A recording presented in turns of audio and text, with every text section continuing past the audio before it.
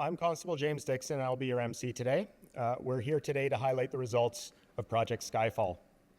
Before we get started, I'd like to thank the members of the media for attending today. I'd also like to thank the offices of the Solicitor General of Ontario for making this investigation possible.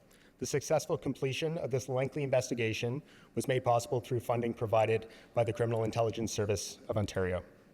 Today, we will be hearing from Deputy Chief of Investigations, Alvaro Almeida. With him on stage are Inspector Michael Elliott of our Financial and Organized Property Crimes Unit and Detective Sergeant Ryan Boulay of our Hold Up Unit. I will now turn the microphone over to the Deputy. Thank you.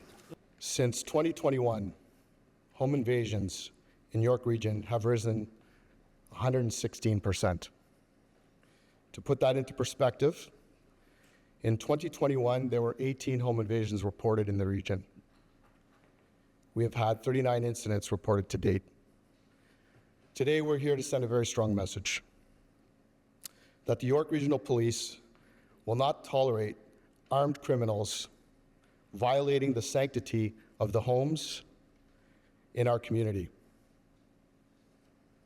And we will use every resource available to us to eliminate the threats that illegal firearms and organized crime pose to York Region's residents.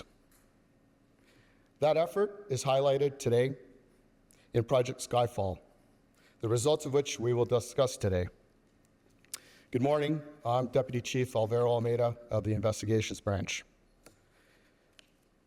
And before I go any further, we're going to share a video with you, which we released to the public earlier this year. The video, which was captured from a police cruiser attending the scene of a home invasion on Christmas Eve last year in the city of Vaughan. During the home invasion, 3 suspects in masks held residents at gunpoint and assaulted them while demanding money. So we will now play the video. 911, do you require police, fire, ambulance? Hi, somebody just came into our house and tried to rob us and threaten us. Do they have any weapons? Sorry. Hello? Don't move. You guys go upstairs.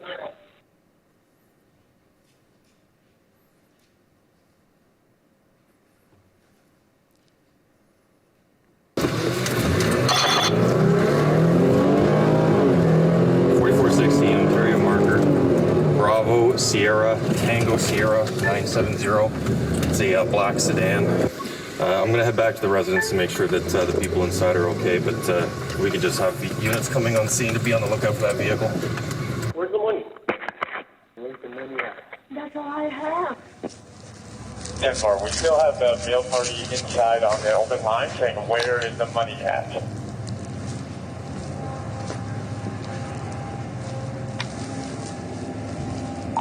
Dispatcher, I'm outside. 10-4.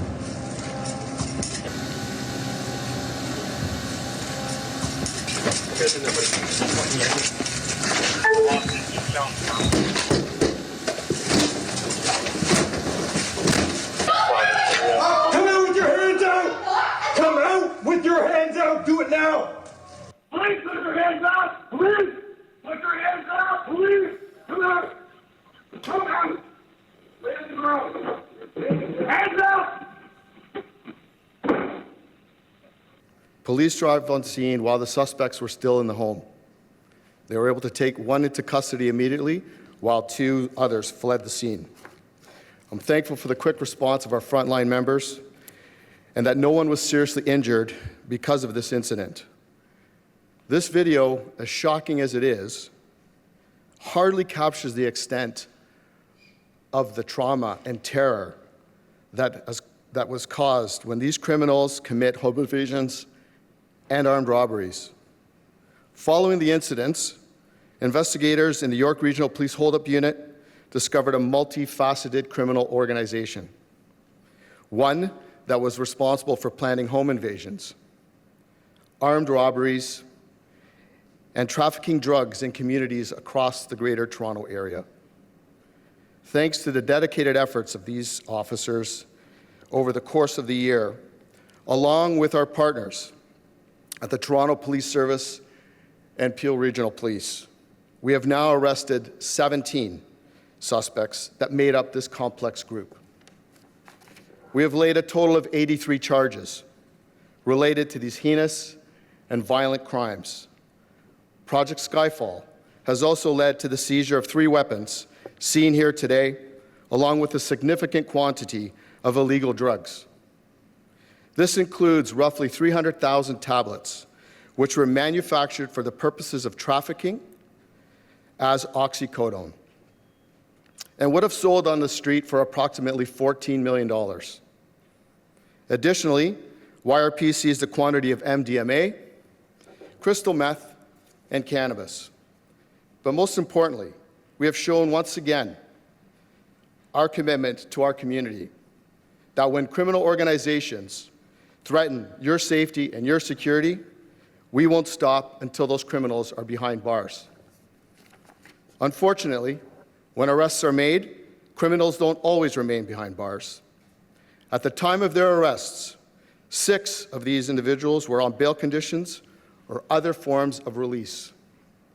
3 offenders were on a combined total of 8 firearm prohibitions. One of those offenders was already on parole for armed robbery and discharging a firearm. And 7, because we just had one released, of these suspects were released on bail post-arrest. We know that profit-driven crime is complex and that these responsible know no boundaries. If it makes them money, be it armed robbery, trafficking in drugs, or terrorizing a family within their own home, criminals will jump at the opportunity. And they will repeat this behavior time and time again. These individuals pose a danger to our community. They should be held in custody, but unfortunately, they have been released. This needs to change. I can assure you that police are working everywhere very hard to prevent crime every single day. And when these criminals do strike, we will continue to fight back with all the resources at our disposal. I hope that brings some comfort to all of those who are affected by this criminal network, their families, their friends, and all who live and work in York Region. Now, to the York Region residents, please be vigilant. If you see something suspicious in your neighborhood, contact police. Get to know your neighbors if you don't already. Establish bonds of trust with those around you and look out for one another. You can find more information regarding our Neighborhood Watch program at yrp.ca. Our sincere thanks go to the government, the Ministry of the Solicitor General, and the Criminal Intelligence Service of Ontario for their support and funding, which made this investigation possible. I would also like to thank the diligent members that worked on this investigation. And thanks again to our law enforcement partners in Toronto and Peel Region, and to all who join us in the fight to uncover and disrupt organized crime. Thank you, Deputy. We will now be taking any questions. I do ask that you please attend the microphone, state your name, the outlet you're with, and who the question is directed to. Hi, I'm Peter Edwards, Toronto Star. I'm curious how Saskatchewan wound into this. Good morning. Thank you. I'm Detective Sergeant Boulay with the York Hold-Up Unit. From the early onset in the investigation, we identified a suspect vehicle. That was the black sedan that you've seen in the video that the police cruiser was capturing. That black sedan had been obtained during an armed carjacking in Calgary shortly before our home invasion in Vaughan. The offender, one of the offenders that's been arrested, it's alleged that he removed his GPS ankle bracelet. He was on bail conditions out west, and he ended up in the GTA. Is this an ongoing thing between Saskatchewan and the GTA? No, this is not something that's ongoing. It's not something that's normally seen by us as far as province crossover. Hi, Deputy. I just want you to clarify, did you say 7 of the criminals that were arrested in this investigation are released on bail? And if that's the case, if you can kind of share your sentiments after a year-long investigation, what it means to you and your team? Yes, that's correct. There were 7 that were released. How does it make us feel? Well, as I indicated before, the individuals that were involved in this investigation are dangerous. When they're engaged in armed robberies and home invasions, we don't take these individuals in some sort of trifle nature. They're dangerous, and dangerous people belong behind bars. They're using firearms in the commission of their offenses, and just to speak to not only the displeasure it creates amongst our investigators, but the concern in the community. And as you all know, as at the end of this press conference, the comments from the comments will be, well, it doesn't matter what the police do, they'll be out of custody tomorrow anyway. So again, I'm just echoing the concerns that are raised by the community as well as our members. Thank you. Beatrice Faisman, CP24, deputy or staff, whoever wants to take this. Can you talk about the offenders involved in Project Skyfall and how many criminal acts are you alleging they participated in? How many home invasions are we talking about? How many carjackings? Just the size and scope, I guess, of the terror that they were wreaking across this region. So the offenders that were identified during Project Skyfall are definitely from various backgrounds, very diverse communities. What we seen was we had some of the offenders that came here from out west. We're alleging that some of the offenders in the GTA were the conspirators who were planning these types of home invasions, and some of the other offenders were the ones actually committing the acts. We believe that 3 potential home invasions or armed robberies were going to occur that were disrupted, and that's as a result of the ongoing investigation that spanned across the last roughly 12 months. So the home invasion that we saw on Christmas Eve last year, is that the, I guess, only one that was successful on behalf of the members associated with Project Skyfall? Correct. That's where Project Skyfall began, ultimately, which led to the identity of the additional suspects involved with this group.